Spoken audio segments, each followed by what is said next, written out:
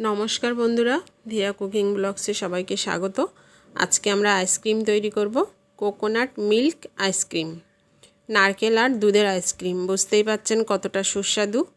এই আইসক্রিমটা খুব সহজভাবে তৈরি করে দেখাবো। আর গরমের দিনে আইসক্রিম খেতে কে না পছন্দ করে বলুন। তাহলে বন্ধুরা চলুন, আমার এই রেসিপিটা আমি কিভাবে করছি আপনারা দেখতে থাকুন। আর অবশ্যই কিন্তু পুরো ভিডিওটা দেখবেন, স্কিপ করবেন না। আর চ্যানেলটাকে সাবস্ক্রাইব করবেন, ভিডিওগুলো বেশি বেশি করে দেখবেন, লাইক করবেন, শেয়ার করবেন আর কমেন্টস করবেন। আমি দেখুন এই যে নরম নারকেল দিয়ে করছি, নারকেলের যে নরম অংশটা ওইটা তুলে নিয়েছি, নেওয়া নারকেলও বলে। আর নিয়েছি দুধ, দুধটা তো অবশ্যই লাগবে। দুধটাকে জাল করে ঠান্ডা করে নিয়েছি। মিক্সির ভেতরে আমি দিয়ে দেব কয়েকটা এলাচের দানা। এটা কিন্তু অপশনাল, ফ্লেভারের জন্য দেওয়া হচ্ছে, আপনারা দিতেও পারেন নাও পারেন। সব সুন্দর করে একটা মিক্সির ভেতরে দিয়ে একটা মিহি পেস্ট করে নেব। এবার নরম নারকেলটা দিয়ে দিলাম।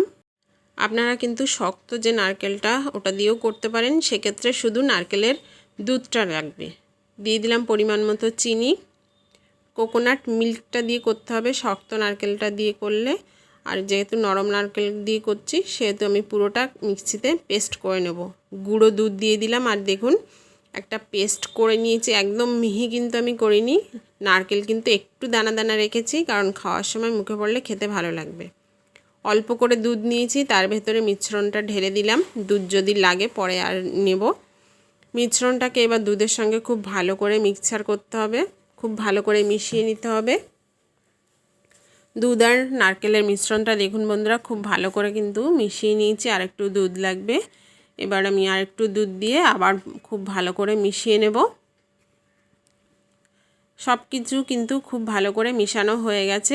আইসক্রিম প্রসেসিংয়ের সব কাজ হয়ে গেছে। এবার খাপের ভেতরে দিয়ে আইসক্রিমটা ফ্রিজে বসিয়ে দিতে হবে। দেখতে পাচ্ছেন বন্ধুরা আইসক্রিমের খাপ, এটা অনলাইনে বা বাইরে বাজারেও কিনতে পাওয়া যায়। এবার মিশ্রণটা খাপের ভেতরে দিয়ে দেব। আমি এখানে অল্প করেই আইসক্রিম তৈরি করছি, খুব বেশি করছি না। এবার দেখতে পাচ্ছেন আপনারা অল্প ছোট ছোট দানা রয়েছে কিন্তু নারকেলের, এগুলো খাওয়ার সময় মুখে পড়লে কিন্তু খেতে ভালো লাগে, এই জন্য আমি দানা দানা রেখে দিয়েছি।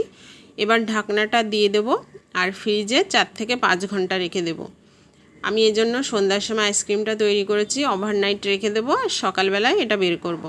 কিছুটা থেকে গেছে, এটা আমি আইসক্রিমের বাটির ভেতরে দিয়ে দেবো। একজন আইসক্রিম খেয়ে বাটি রেখেছে, বাটির ভেতরে আইসক্রিম বসাতে হবে। তার জন্য আমুলের আইসক্রিমের যে বাটিগুলো আছে ওগুলো বাজারে কিনতেও পাওয়া যায়, কিন্তু একজন আইসক্রিম খেয়ে বাটিটা রেখে দিয়েছে, তাকে এই বাটির ভেতরে আইসক্রিম বসিয়ে দিতে হবে।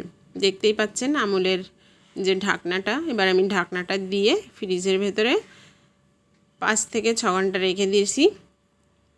এবার সকালবেলায় উঠে এটাকে বের করেছি, দেখুন কতটা সুন্দর আইসক্রিমটা বসেছে, দেখেই কিন্তু বুঝতে পাচ্ছেন। বাটির ঢাকনাটা খুলে দেখিয়ে দিলাম। এবার আইসক্রিমের খাপ থেকে আইসক্রিমগুলো বের করব। টানলে কিন্তু সহজে বেরোবে না, একটু হাত দিয়ে নাড়াচাড়া করলেই, এরকম চেপে ধরে রাখলে আইসক্রিমটা কিন্তু বেরিয়ে আসবে খুব সহজেই। দেখুন কত সুন্দর আইসক্রিমটা বসেছে।